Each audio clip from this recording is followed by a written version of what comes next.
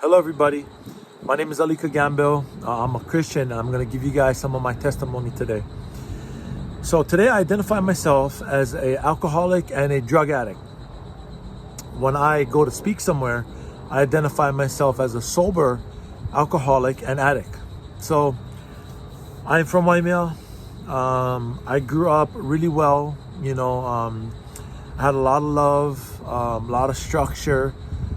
I had no reason or no excuse to turn out to be an alcoholic and a drug addict. I don't have the excuse of my mom left me, my dad wasn't there, anything like that. None of that stuff. So growing up, I found out that naturally I'm an introvert. I'm introverted. My older cousins that I looked up to, they are all extroverts. I started drinking when I was 13 years old, and I started using drugs. I got introduced to drugs at 15 years old. So when I was drinking and on drugs, I felt like my cousins. I felt like an extrovert. Drugs and alcohol did for me literally what I could not do for myself. I was very shy and timid. I was very to myself. If you don't talk to me, I'm not going to talk to you. And, being on drugs, drinking alcohol, it boosted my confidence. I felt like I looked better. I could talk to all the chicks. I was more attractive. I could hold a conversation, things like that. And the reason why I like drinking alcohol and using drugs, because of the effect that it produced for me. Drugs and alcohol made me feel the way I wanted to feel, quote unquote. I just didn't want to feel how I felt, very timid, shy, reserved, kind of to myself. I didn't like that about me, because everybody else around me wasn't like that. Everybody else around me was very talkative, and they like talk story and hang out, but I couldn't do that without drugs and alcohol. I could not. So as time went on, I just started to progress. Over a considerable period of time, I never got better. I only got worse. Now, today, I believe that addiction is an illness. It is a disease that affects us like no other human sickness can. No other human sickness can affect us the way this disease of addiction does. So I would say about the age of 19, maybe 20, right around there, I crossed that line over into active addiction. I was addicted already. I had to have it. At that point, I lost the ability to decide whether or not I'm going to drink and use. I had to already. It wasn't an option. It was like breathing. I had to drink and use already. I crossed that line into active addiction. So when I was 15, kind of rewind the tape for a second, a few years. When I was 15 years old, I accepted Jesus into my life. And he came to live in me. The Holy Spirit came. And that's right around the time my alcoholism, my drug addiction started to progress. I mean, I went from like the red jersey to the blue jersey, and now the red team is trying to kill me. I mean, when I look back at it now, it was very obvious that's what was going on. The devil was trying to take me out at an early age, because God had a plan for me, and I'm living out that plan. And I'll talk more about that later. But it just started to progress. I was like, if I was using like once in a while, a couple times a month, more than that in a month, every other weekend, every weekend. And then it started to turn into Friday, Saturday, Sunday, Thursday, Friday, Saturday, Sunday, Wednesday, Thursday, Friday, Saturday, Sunday. See, I never went weekend, and then took 2 months off. In 20 years, the longest I went on without having some sort of mind-altering substance, whether it's a drug or alcohol in my system, was about a month, maybe a month and a half, about maybe 45 days in 20 years. So time went on, I progressed. I got worse and worse and worse. Something started to happen to me in my thinking. I started to develop these thinking patterns and behaviors, these certain ways of thinking, because all I'm trying to do is chase the next drink, chase the next high. So in doing that, I became very selfish, self-centered, self-seeking, self-reliant. Everything revolved around self. What I learned about addiction is that addiction stems from me being selfish and self-centered. I do not have the ability or the capacity to think about anybody else. If I did, it was because I wanted something from you and I was gonna get it. I was gonna manipulate you, lie to you, charm you to get what I wanted. Drugs and alcohol doesn't even have to be involved. It could have been money, it could have been sex, it could have been drugs, it could have been a deal on this, it could have been this car, it could have been anything. That same way of thinking applied to everything and anything that I did. Now, kind of fast forward the tape, 2012 now. I've been drinking and using since I was 13, 15, and fast forward the tape to 2012. 2012, I moved to Oahu, and I got a job. I was working as a valet at the Trump in Waikiki. So at this time, I was like, man, I got to start to kind of try and get my life back together. And I was doing good for a little while. You know, a couple weeks in by, never drink, never use. And then I got this job. It wasn't long into working at the Trump where the bellman, he became one of my friends, but he was the bellman. He was the drug dealer. He supplied the whole hotel with drugs, with cocaine specifically. And one day at work, you know, in the back room where we kind of can take our break and stuff, he tells me, well, Alex, you party? I was like, yeah, I go out once in a while and stuff. You know, I didn't know what he meant. Did he go, no, bro, you party? And then he busts out his pouch. He must have had like half an ounce with him right there. And he said, here, smell it. So I thought he was joking. So I went and smelled it. I was like, oh, bro, you're not kidding. And at that moment, I progressed more rapidly than I ever did before in my life. And I would buy 8 balls from him, and he would front me 8 balls. I'd buy one, oh, bro, here, take one more, just pay me back later. Of course, the next day he's asking me for his money. But he always would do that to me because he knew I wasn't gonna tell him no. He knew as a valet, I always had money in my pocket. So I would have money to pay him. So that's what I did. I started using more. I started isolating myself. I couldn't go out. If I go out with my friends, I mean, it was very little amount of time I'll go out because I'm thinking, man, I gotta go home and I'm not sharing my dope with nobody. I gotta go home and do this all by myself in the bathroom alone. I don't know why. For some reason, it was always the bathroom. It was always somewhere confined where I like to be because I could see anybody if anybody's coming.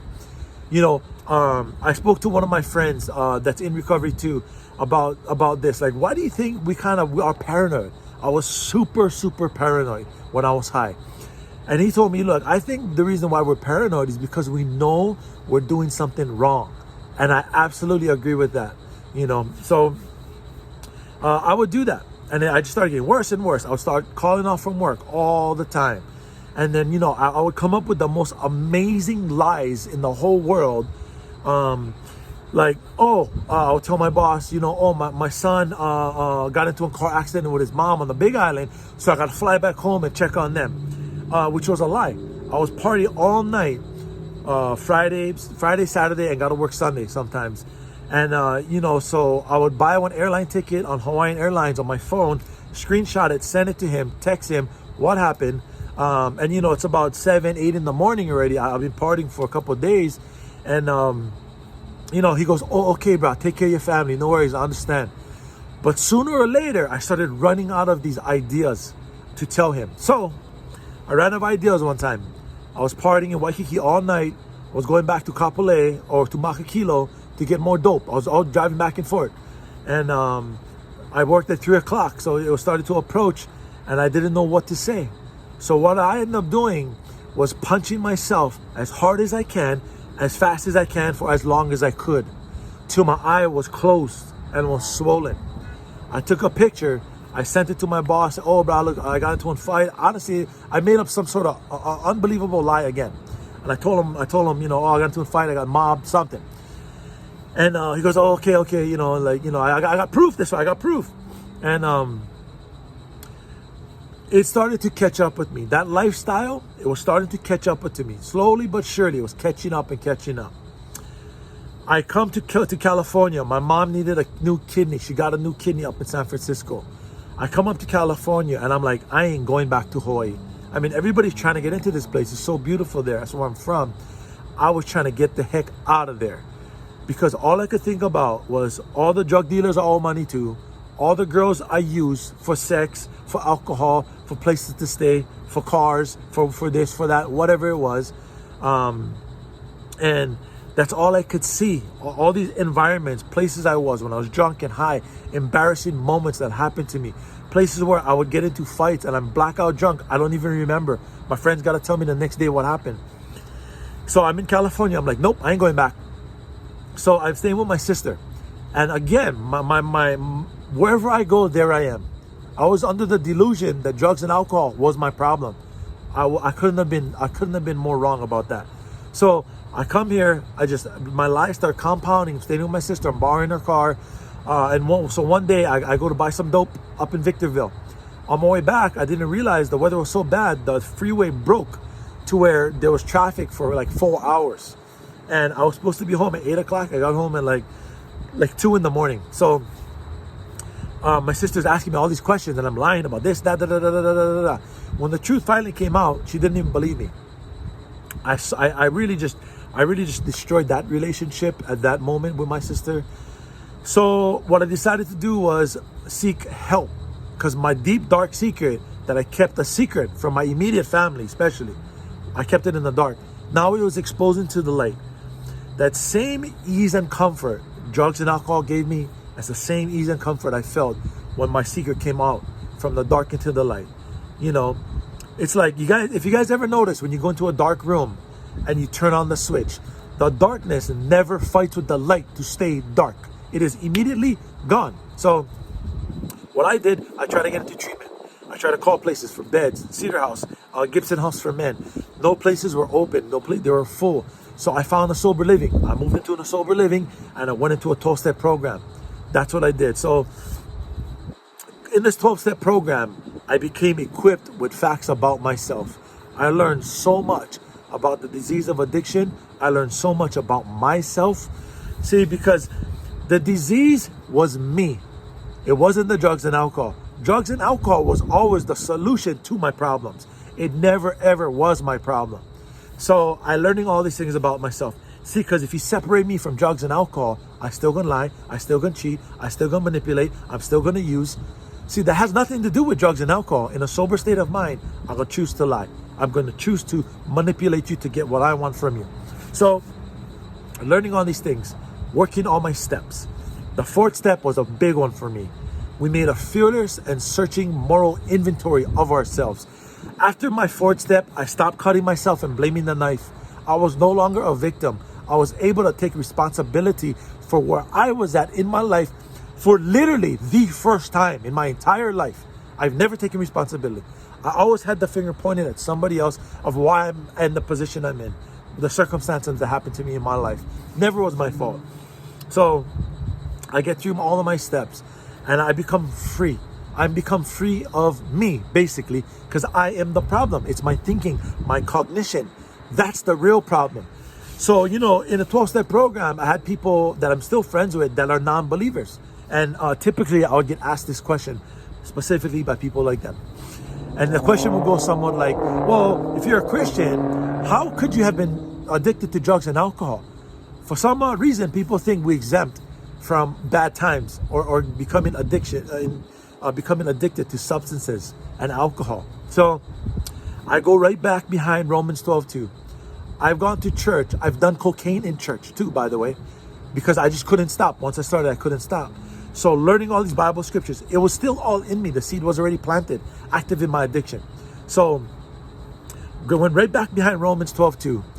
That's exactly why God instructs us to renew our minds on a daily basis. Do not be conformed to the patterns of this world, but be transformed by the renewing of your mind. I failed to do that. That is exactly why I became a drug addict and an alcoholic. But today, I'm free. Jesus broke the chains off of me. And I'm so grateful. And I'm so passionate. My life is full of so much purpose. And I started Pro Recovery Power on Instagram to reach the masses who struggle with drugs and alcohol. This clothing line is PRP is turning into a nonprofit organization. I'm a substance abuse counselor with a degree in substance use disorder counseling. I'm on a mission. God put this dream in my heart, so it doesn't matter who's against me. God is for me, it don't matter who's against me. He put this dream in my heart. With a good work He started in me, He will bring to completion. I'm just so absolutely thrilled and excited about my life and my future.